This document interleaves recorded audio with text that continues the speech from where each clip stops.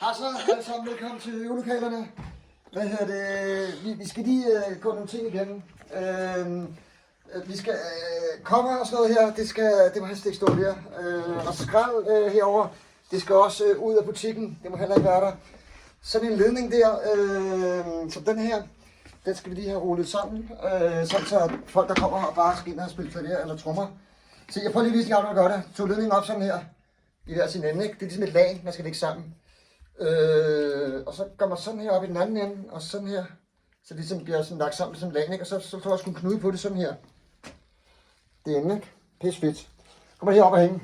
Der skulle så hænge 3 ledninger, der hænger kun 2 nu, fordi der er jo 3 mikrofoner. Og så kommer mikrofonen op og hænge der, boink. Mixeren kan man tænde og slukke herop.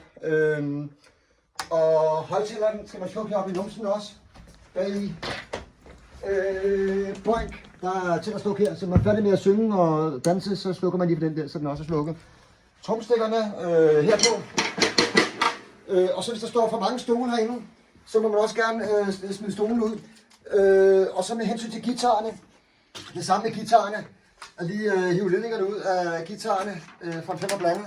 Og så lave det samme cirkus der, ligesom med lagene der, sammen der.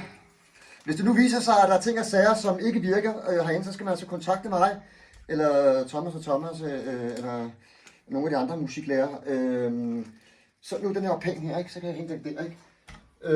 Og lokalet derude, det baglokalet, der står selvfølgelig ingen indgang, og det er ulovligt, og det er noget andet, og det er fordi, at ellers bliver der en tur herude, ikke?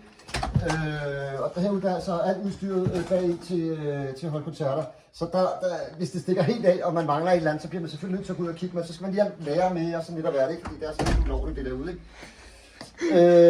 Jeg tror sgu det var det, der var på listen. Jo, guitarerne. Når man tager guitar med af her og stikker af ind i det lille lokale, så kan man huske at tage guitaren med tilbage og hænge her. De andre 2 lokaler dernede, der hænger der 2 guitarer og en bas.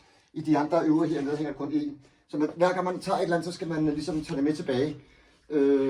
Jeg tror sgu, det var det hele, fordi så kan lokalerne blive rigtig pæne, når man kommer ind og skal starte med at synge. Nogle gange så totalt smadret ud. Så det var sætningerne herfra. Tak.